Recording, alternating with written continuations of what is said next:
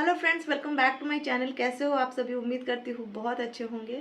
आज का जो वीडियो है बहुत ही इंपॉर्टेंट होने वाला है, क्योंकि मेरे बहुत सारे फ्रेंड्स ने ही मुझसे पूछा कि आईयूआई होने के बाद अगर हम कंसीव करते हैं तो वो क्या क्या सिम्टम्स आते हैं।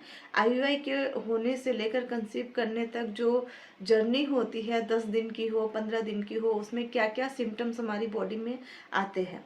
ओके, तो मैं यहाँ पर एक चीज़ क्लियर कर दूँ कि आईयूआई अगर किसी का भी होता है तो हर बॉडी अलग होती है, हर बॉडी के सिम्टम्स अलग होते हैं।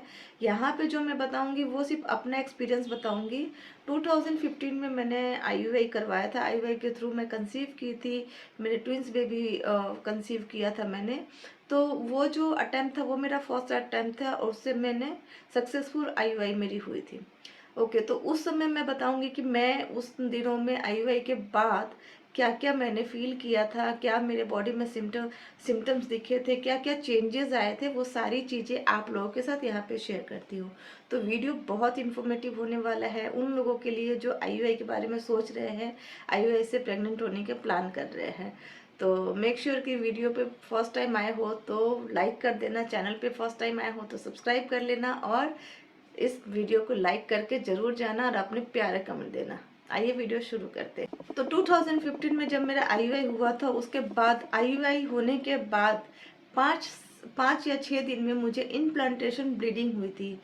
ये इम्प्लांटेशन ब्लीडिंग क्यों होती है कि जब आप कंसीव करने, अगर आपका जो एग है वो मेल स्पर्म के साथ फर्टाइल हो जाता है, तो वो जब बेबी बनता है, दोनों के मिलने से जब बेबी बनता है, तो वो अगर वो पॉजिटिव होता है तो आपको इम्प्लांटेशन ब्लीडिंग जरूर आती है। ठीक है, और ये भी हो सकता है कि कुछ बॉडी में ना आए, लेकिन ज़्यादातर बॉडी में ये ब्लीडिंग देखने को मिलती है, जो कि एक बूंद या उससे भी कम हो सकती है।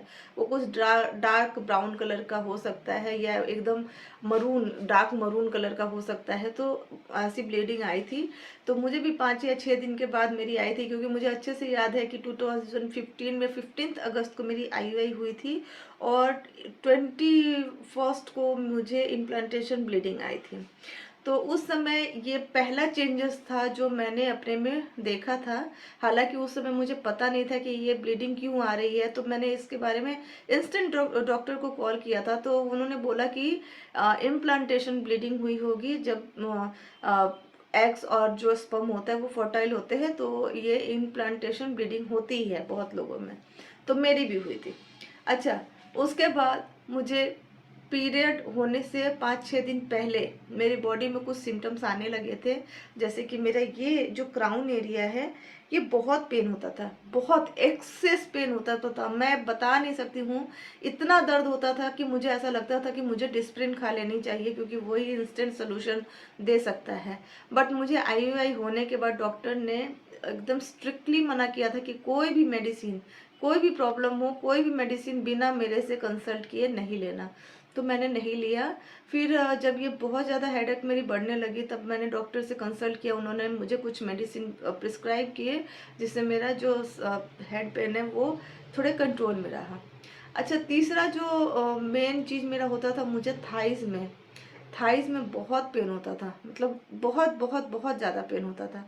मुझे ऐसा लगता था कि मेरे थाइज़ पर कुछ भारी भारी सा मैंने बांध रखा है। मुझे चलने में दिक्कत होती थी, पेन बहुत होता था थाइज़ में।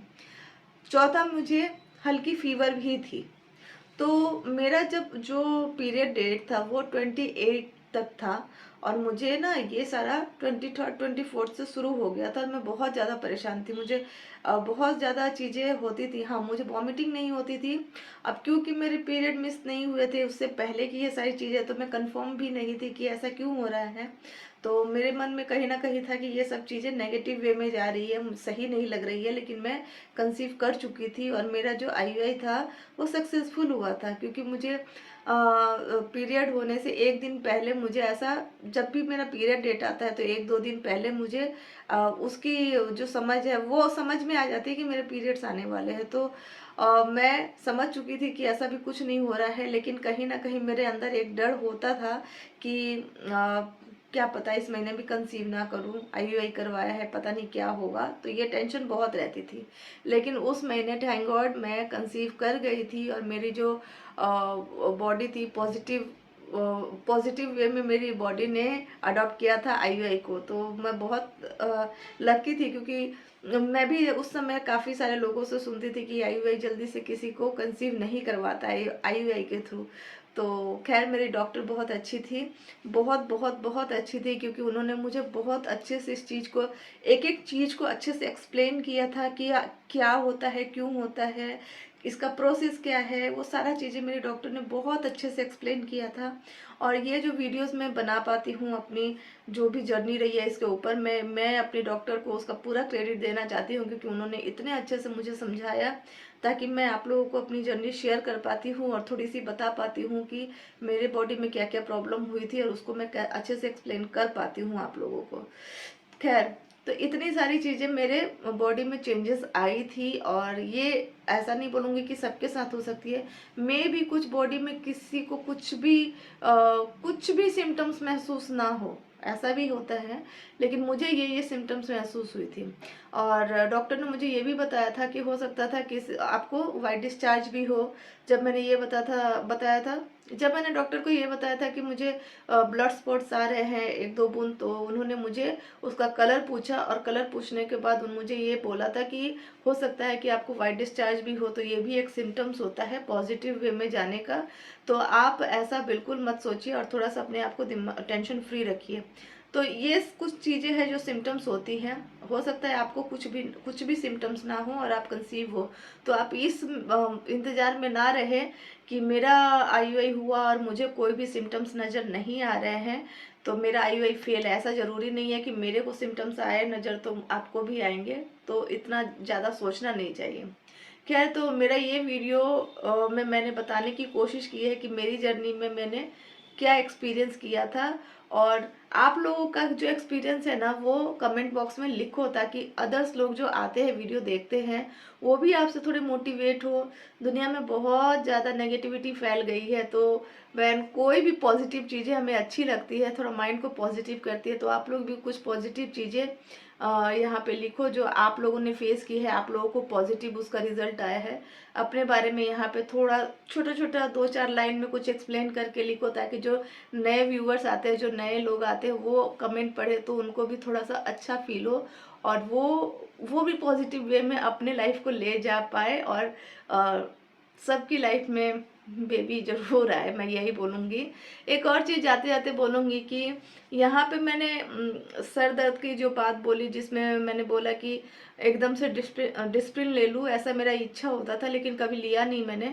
मैं आपको यहाँ पे बोलूँगी कि जब भी आप कोई भी ट्रीटमेंट लेते हो, तो उसके बीच में बॉडी है, हमें फीवर हो सकता है, वॉमिटिंग हो सकती है, या कोई भी दूसरी प्रॉब्लम होती है जिसके लिए आपको लगता है मेडिसिन लेना चाहिए, तो आप ना कभी भी मेडिसिन खुद से ना ले। क्योंकि जब आपको किसी चीज़ का ट्रीटमेंट चल रहा होता है ना, उस समय आप ये जो बिना डॉक्टर के प्रिस्क्राइब मेडिसिन लेते हैं ना, उससे उसका साइड इफ़ेक्ट हो सकता है। इसलिए हमेशा अपनी जो हिस्ट्री है वो डॉक्टर को बताएं, और अगर आप रेगुलर जिससे चेकअप करवाते हैं वो तो जानते ही होंगे, तो उस कंडीशन में वो आपको सही चीज़ें प्रिस्क्राइब कर सकते हैं, सही मेडिसिन प्रिस्क्राइब कर सकते हैं। क्योंकि जब हम किसी तरह का ट्रीटमेंट लेते हैं तो हमारी बॉडी जो होती है डेडिकेट हो जाती है, उसमें हम हर मेडिसिन नहीं ले सकते हैं, और होती भी नहीं है, नहीं तो वो चीज़ें नेगेटिव वे में चली जाती है। तो आपको हमेशा ये ध्यान रखना है कि कोई भी मेडिसिन अपने मर्जी से ना ले, अपने डॉक्टर से पूछे, अपने डॉक्टर से इस बारे में बात करें खुल के, और जो भी मन में कोई भी डाउट हो, टेंशन हो, डॉक्टर से पूछे। यहाँ पे मैं वीडियो बना रही हूँ, यहाँ पे भी पूछ सकते हैं। अगर मुझे उसका आंसर पता होगा तो मैं ज़रूर आपको आंसर करूँगी, और नहीं पता होगा तो पता करके देने की कोशिश करूँगी। तो दोस्तों, उम्मीद करती हूँ मेरा ये छोटा सा वीडियो आपको पसंद आया होगा, हेल्पफुल रहा होगा। अगर वीडियो थोड़ा भी अच्छा लगा हो तो लाइक कीजिए और शेयर कीजिए, बहुत ज़्यादा शेयर कीजिए, अपना बहुत ज़्यादा प्यार दिखाइए। चलिए फिर मिलते हैं अपने नेक्स्ट वीडियो में। Till then bye bye.